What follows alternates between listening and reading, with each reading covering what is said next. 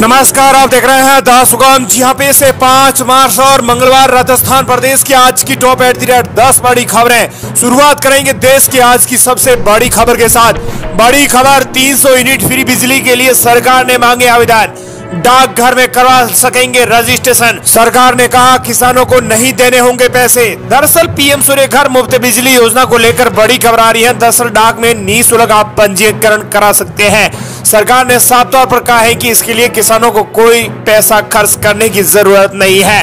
हर महीने 300 unit free बिजली के लिए आप डाकघर में फ्री में आवेदन कर सकते हैं। दरअसल पिछले दिनों पीएम नरेंद्र मोदी ने 13 फरवरी को इसकी घोषणा की थी।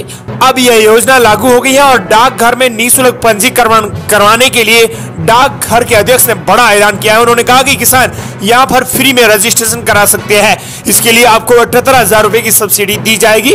साथ ही 30,000 रुपए 2 किलोवाट क्षमता वाली प्रणाली के लिए और 60,000 रुपए 3 किलोवाट और इससे अधिक वाली प्रणाली के लिए 78,000 रुपए की सब्सिडी दी जाएगी। और इसी बीच देश की एक और बड़ी खबर, दिल्ली में बजट हुआ पेश। 18+ महिलाओं को हर महीने दिए जाएंगे 1,000 रुपए। बजट के दौरान वित्त मंत्री की बड़ी घोषणा, बोली राम राज्य के लिए 9 साल हमने मेहनत की है। दिल्ली की वित्त मंत्री आतिशी ने बड़ा ऐलान किया है। उन्होंने 76,000 करोड़ रुपए का बजट पेश किया है। आतिशी ने बजट पेश करते हुए कहा है कि 18+ से उम्र की महिलाओं को हर महीने से 1,000 रुपए देने की कवायद रखी गई है। इसके लिए सरकार महिला सम्मान योजना लेकर आई है। आतिशी ने विधानसभा बजट में बड़ा ऐलान कर दिया है। इसके साथ ही उन्होंने राम राज्य को लेकर कहा कि पिछले 9 सालों में हमने दिन रात मेहनत की है, तब जाकर राम राज्य आया है। उन्होंने कहा कि दिल्ली में भी राम राज्य आएगा। वहीं प्रदेश की बात कर लेते हैं। राजस्थान प्रदेश की आज की टॉप एट द रेट 10 बड़ी खबरों की। प्रदेश की बड़ी खबर, भजनलाल सरकार में फिर हो गया बड़ा फेरबदल। 15,000 तबादलों के बीच अब एक और बड़ा तबादला। 100 से आरएएस और 74 आरपीएस अफसरों के देर रात हुए तबादले। सरकार ने किया सबको हैरान। सभी अफसरों को तुरंत नई जगह ज्वाइन करने के भी निर्देश दिए हैं। भजनलाल सरकार ने ब्यूरोक्रेसी में बड़ा फेरबदल करते हुए 100 से आरएएस और 74 आरपीएस अफसरों के तबादले किए हैं। 7 आरएएस अफसरों के पहले किए गए तबादले रद्द कर दिए गए हैं। कार्मिक विभाग ने सभी अफसरों को तत्काल नई जगह ज्वाइन करने के निर्देश दिए हैं। इन अफसरों को ज्वाइनिंग के लिए वक्त नहीं मिलेगा। उन्होंने कहा जी जल्दी आचार संहिता लगने से पहले इसको ज्वाइनिंग करें। लोकसभा चुनाव की आचार संहिता लगने वाली है। प्रशासनिक फेरबदल को इग्नोर ना करना। इससे पहले आपको बता दें कि सरकार ने पहले भी तबादले किए हैं, जो कि करीबन 15,000 के तबादले हो चुके हैं। वहीं प्रदेश के लिए बड़ी खबर, भ्रष्टाचारियों से परेशान तो सरकार ने जारी किए नंबर, डायल करें 1064, बाकी काम एसीबी खुद कर देगी। इस वक्त की बड़ी खबर, भ्रष्टाचार ऐसी गंभीर बीमारी है जिससे हर इंसान कभी न कभी जरूर से परेशान हुआ है। भ्रष्टाचार रूपी दीमक पर कैसे प्रहार करें और रिश्वतखोरों की शिकायत कहां करें, इस संबंध में एसीबी ने जानकारी दी है। एसीबी ने कहा कि सरकारी दफ्तर में जायज काम के लिए लोग चक्कर काटते रहते हैं, परेशान होकर पैसे देकर अपना काम करवाते हैं। आप ऐसी स्थिति में घबराएं नहीं, बल्कि एसीबी ऑफिस को सीधा कॉल करें। उसके लिए आपको 1064 नंबर डायल करने होंगे, बाकी काम एसीबी खुद कर देगी। पद का दुरुपयोग करने पर कोई लोक सेवक पकड़ में आएगा तो निश्चित रूप से उसे दूसरों का काम तो करना ही होगा, साथ ही वहां की व्यवस्था भी सुधारनी होगी। उन्होंने कहा कि गरीब लोगों के पास पैसा नहीं होता है, कार्रवाई कैसे करवाएं, इसके लिए उन्होंने ये नंबर जारी किया है। एसीबी में प्रत्याशी को एडवांस राशि देने का कोई प्रावधान नहीं है, लेकिन कई बार ऐसा होता है कि अधिकारी डिमांड ज्यादा कर रहा है तो हम डमी मुद्रा से भी काम चलाकर कार्रवाई करते हैं। वहीं प्रदेश के लिए बड़ी खबर, आगे चुनाव होंगे या नहीं इसका कोई अंदाजा ही नहीं है। इसके बारे में लोगों को सोचना चाहिए। गहलोत ने पीएम मोदी के रवैये पर उठाए सवाल। पीएम मोदी की तानाशाही को लेकर गहलोत ने बड़ा बयान दिया है। उन्होंने कहा कि पीएम की तानाशाही रवैया पर सवाल खड़े करते हुए कहा कि अगर वे बीजेपी ये चुनाव जीती है तो आगे चुनाव होंगे या नहीं, इसके बारे में लोगों को सोचना सही है, अन्यथा सभी को नुकसान उठाना पड़ सकता है। उन्होंने आरोप लगाया है कि ये राज्य में सरकारें चलने नहीं दे रहे हैं। मुख्यमंत्री को संविधान ने जो अधिकार दिए हैं उसका हनन किया जा रहा है। सीएम बिना दिल्ली से जवाब आए एक फैसला नहीं ले पा रहे हैं। बीजेपी शासित राज्यों में रिमोट से सरकारें चल रही है, मीडिया दबाव में काम कर रही है। गहलोत ने कहा कि पीएम मोदी धार्मिक हैं, ये हर दूसरे दिन दिखाया जा रहा है। आए दिन उनका मंदिर जाने का कार्यक्रम लगा रहता है, ये उनकी धार्मिक आस्था का काम है। हर चीज की सीमा होती है, पानी के अंदर उतरकर दौरा कर रहे हैं। ये सब चुनाव जीतने के हथकंडे अपना रहे हैं। गहलोत ने यह बड़ा आरोप लगाते हुए मोदी सरकार के वादों का हिसाब देने को कहा है। वहीं प्रदेश के लिए बड़ी खबर, राजस्थान में नए जिलों के मुताबिक अब स्कूलों में होने जा रहा है बड़ा फेरबदल। राजस्थान के नए जिलों के अनुसार अब शिक्षा विभाग का भी ऑनलाइन पुनर्गठन होगा। इसके लिए सरकार ने साला दर्पण पोर्टल पर नए जिलों के मुताबिक स्कूलों की मैपिंग की प्रक्रिया शुरू कर दी है। इस संबंध में राजस्थान स्कूल शिक्षा परिषद के राज्य परियोजना निदेशक और आयुक्त अविसल चतुर्वेदी ने शिक्षा अधिकारियों और संस्था प्रधानों को पत्र जारी किया है। उन्होंने कहा कि 2 स्तर पर संशोधन किया जाएगा। 33 जिलों के अनुसार दूसरे भाग में नए 50 जिलों के मुताबिक परिवर्तन जिला, ब्लॉक, पंचायत या पालिका निकाय गांव प्रदर्शित किए गए हैं, जिनकी जांच करके उनमें जरूरी संशोधन और सत्यापन करवाया जाएगा। वहीं प्रदेश की अगली बड़ी खबर, अचानक राज्यपाल से मिले सीएम भजनलाल शर्मा। दरअसल इस वक्त बड़ी खबर, राजस्थान के मुख्यमंत्री भजनलाल शर्मा अचानक राजभवन पहुंचे, जिसके बाद राजस्थान की राजनीतिक गलियारों में चर्चाओं का बाजार गर्म हो गया है। लोग तरह तरह के कयास लगाने लगे हैं। पर सूचना एवं जनसंपर्क विभाग राजस्थान की प्रेस रिलीज के मुताबिक राजस्थान के मुख्यमंत्री भजनलाल शर्मा ने राजभवन में राज्यपाल के कलराज मिश्र से अचानक से शिष्टाचार मुलाकात की है। इसी दौरान राज्यपाल कलराज मिश्र, मुख्यमंत्री भजनलाल शर्मा ने आपस में राज्य की विभिन्न हालातों पर चर्चा की है। इसके अलावा आपको बता दें कि उन्होंने राजस्थान के कई मुलाकात के महीने निकाले हैं। चर्चाओं में जल्द ही राजस्थान में मंत्रिमंडल का विस्तार भी होना संभव है। इसके अलावा उन्होंने भारी बारिश और ओलावृष्टि से फसलों को जो नुकसान हुआ है, उससे किसान जो मायूस हैं, उनको भी ऐलान करने के लिए आपस में चर्चा हुई है। वहीं प्रदेश के लिए बड़ी खबर, लोकसभा चुनाव से पहले मंत्रिमंडल विस्तार की संभावना। भजनलाल सरकार में बन सकते हैं 3 और मंत्री। 16 जिलों से मंत्रिमंडल में कोई नहीं है। लोकसभा चुनाव से पहले राजस्थान में भजनलाल सरकार का मंत्रिमंडल अब विस्तार होने की संभावना है। इसके जरिए भाजपा जातीय और क्षेत्रीय समीकरण है उसे साधने का प्रयास करेगी। केंद्रीय नेतृत्व ने हरी झंडी मिलने के बाद कभी भी मंत्रिमंडल का विस्तार हो जाएगा। दरअसल मंत्री पद के अनेक दावेदार हैं, जिनको मंत्रिमंडल विस्तार में जगह मिलेगी। भजनलाल सरकार में फिलहाल सीएम और 2 डिप्टी सीएम को मिलाकर कुल 24 मंत्री हैं। कोटे के हिसाब से 30 मंत्री बन सकते हैं। ऐसे में 6 मंत्रियों की जगह अब भी खाली पड़ी हुई है। वहीं प्रदेश के लिए बड़ी खबर, राशन की दुकानों में गेहूं की घटतौली का खेल खत्म। इलेक्ट्रॉनिक वेइंग मशीन को पॉस मशीन से जोड़ा जाएगा। 1941 दुकानों को जोड़ने का टारगेट। राष्ट्रीय खाद्य सुरक्षा से जुड़े लोगों को हर महीने मिलने वाले राशन के गेहूं में घटतौली का सामना करना पड़ता है। निजात दिलाने के लिए सरकार ने इलेक्ट्रॉनिक वेइंग मशीन को पॉस मशीन से जोड़ने का ऐलान किया है।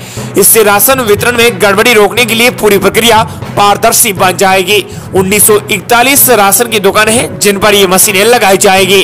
जितनी तौल होगी उतने वजन की पर्ची निकलेगी और अनाज वितरण किया जाएगा। सरकार ने इसके लिए बड़ी ऐलान पहले भी बजट के दौरान किया था। प्रदेश में परिवारों का आंकड़ा इससे जुड़ेगा और सीधे तौर पर आपको बता दें कि राशन वितरण की दुकानों पर मार्च महीने में इलेक्ट्रॉनिक वेइंग मशीनों को पॉस मशीनों से जोड़ा जा रहा है। मशीनों के संचालन के बाद वितरकों को भी ट्रेनिंग दी जाएगी। वहीं प्रदेश की अगली बड़ी खबर, सुखदेव सिंह गोगामेडी मामले को लेकर मुख्यमंत्री भजनलाल शर्मा के संग वार्ता हुई विफल। पत्नी ने दी जोहर की धमकी। राजस्थान में लोकसभा चुनाव से पहले एक बार फिर से सुखदेव सिंह का मामला सुर्खियों में है। श्री राष्ट्रीय राजपूत करणी सेना के अध्यक्ष रहे सुखदेव सिंह गोगामेडी के मामले को लेकर पत्नी शीला शेखावत ने हनुमानगढ़ से जयपुर के लिए पैदल न्याय यात्रा शुरू की है। और आपको बता दें कि मुख्यमंत्री भजनलाल शर्मा के संग ये वार्ता विफल हो गई है। वहीं प्रदेश के लिए बड़ी खबर, शिक्षा मंत्री मदन दिलावर का बड़ा बयान। का बिना सही असेसमेंट के सत्रांक भेजे तो शिक्षकों की अब खैर नहीं, प्राइवेट स्कूलों पर की जाएगी सख्ती। प्रदेश में बोर्ड की परीक्षाएं शुरू हो गई है, लेकिन अब इन परीक्षाओं में यदि किसी भी छात्र की लिखित परीक्षा में 50% से कम अंक आते हैं और छात्र को स्कूल से अच्छे सत्रांक भेजे जाते हैं तो ऐसा करने वाले शिक्षकों को नोटिस दिया जाएगा। इस नोटिस पर यदि शिक्षक की ओर से संतोषजनक जवाब नहीं मिला तो फिर उसके खिलाफ कार्रवाई की जाएगी। यह आदेश न सिर्फ सरकारी स्कूलों के लिए है बल्कि प्राइवेट स्कूलों पर भी यह लागू हो रहे हैं। राज्य के शिक्षा मंत्री मदन दिलावर ने तो प्राइवेट स्कूलों को यहां तक चेतावनी दी है कि यदि छात्रों को सत्रांक देकर ही पास कराना है तो क्यों न उनकी मान्यता ही रद्द कर दें। वहीं प्रदेश के लिए बड़ी खबर, सीएम भजनलाल का बड़ा बयान का जहां आवश्यक हो वहां प्राथमिकता से शिक्षकों की करें नियुक्ति। मुख्यमंत्री भजनलाल शर्मा ने शिक्षा विभाग की बैठक ली है। समीक्षा बैठक में इसी दौरान उन्होंने कहा कि निजी क्षेत्र के समान ही राज्य की यानी सरकारी विद्यालयों में भी शैक्षणिक सुविधाएं होनी चाहिए। जिस तरह से निजी स्कूल यानी प्राइवेट स्कूलों के अंदर जो सुविधाएं दी गई है उसी तर्ज पर अब राजकीय विद्यालयों में भी इस प्रकार की सुविधा होनी चाहिए। सीएम विजयलाल शर्मा ने शिक्षा विभाग के अधिकारियों के साथ ये बैठक की है। इसी दौरान उन्होंने कहा कि जहां पर शिक्षकों की नियुक्ति करनी है आवश्यक हो तो वहां जरूर करें। वहीं प्रदेश की अगली बड़ी खबर, बेमौसम बारिश और ओलावृष्टि से किसानों को हुआ भारी नुकसान, खराबे का सही आकलन हो तो मिलेगी राहत। प्रदेश में बेमौसम वर्षा और ओलावृष्टि से रबी की फसलों को काफी नुकसान हुआ है। इससे किसान मायूस हो रहे हैं। किसानों का कहना है कि अब सरकार खराबे का सही आकलन करे तो कोई सी राहत मिल सकती है। बीमा कंपनियों के अधिकारियों ने किसानों से आग्रह किया है कि वो खराबे की सूचना कंपनी के टोल फ्री नंबर पर अगले 72 घंटे के दौरान दे दें, ताकि उनके क्लेम सेटलमेंट में किसी तरह की कोई दिक्कत नहीं आनी चाहिए। वहीं प्रदेश के लिए बड़ी खबर, कर्मचारियों की लेटर लिपि पर लगाम लगाने की तैयारी, मोबाइल ऐप से हाजिरी भरी जाएगी। सरकारी कार्यालयों में कर्मचारियों की लेटर लिपि लगाम लगाने के लिए मुख्य सचिव सुधांशु पंत और प्रशासनिक सुधार विभाग कार्यालयों में औचक निरीक्षण कर रहे हैं। बावजूद इसके अभी भी कर्मचारियों के समय पर दफ्तर नहीं आने की शिकायतें मिल रही है, जिसके बाद अब कार्मिकों के समय पर दफ्तर आना सुनिश्चित करने के लिए प्रशासनिक सुधार किया जाएगा। वहीं प्रदेश की बड़ी खबर, राजस्थान में नई शिक्षा नीति पर नया अपडेट, शिक्षा मंत्री मदन दिलावर का नया बड़ा बयान।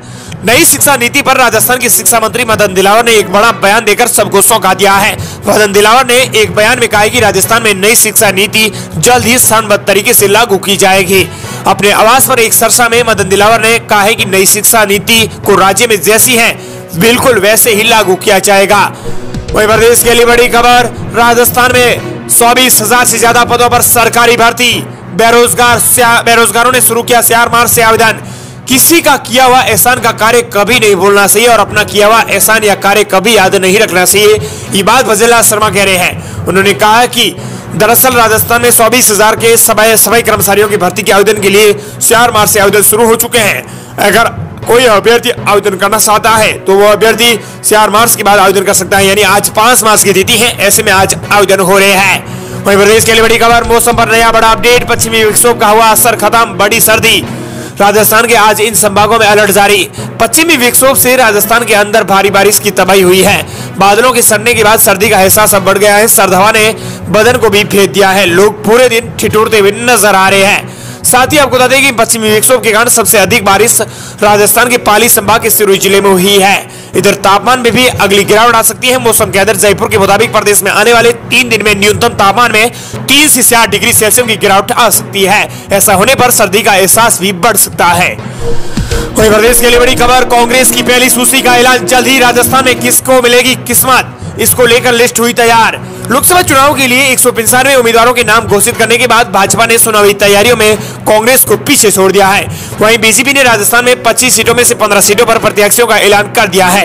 अब कांग्रेस के उम्मीदवारों के नामों का इंतजार है। इसमें करीबन 5 से 8 दिन का समय और लग सकता है। उम्मीदवारों के नाम तय करने के लिए कांग्रेस की केंद्रीय चुनाव समिति यानी CEC की पहली बैठक इस सप्ताह के अंत तक होने की संभावना है।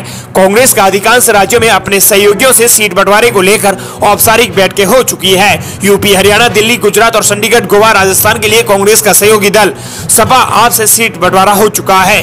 वहीं प्रदेश के लिए बड़ी खबर, राजस्थान में ब्राह्मण, गुर्जर और सैनी समाज ने पीएम मोदी से कर डाली बड़ी मांग।